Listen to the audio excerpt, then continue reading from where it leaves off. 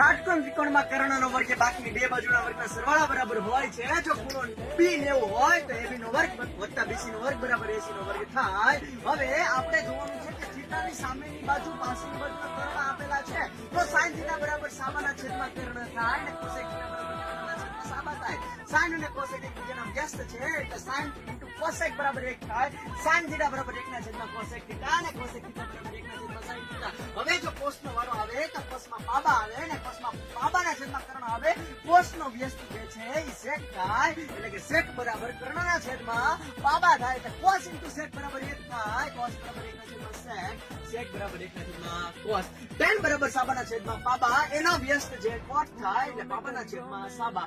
tan into cot 1 થાય. tan theta બરાબર 1 ના છેદમાં cot થીટા અને cot થીટા બરાબર 1 ના છેદમાં tan થીટા. કે sin વર્ગ વત્તા cos વર્ગ બરાબર 1 થાય. sin વર્ગ બરાબર 1 ઓછા cos વર્ગ થાય અને cos વર્ગ બરાબર 1 ઓછા sin વર્ગ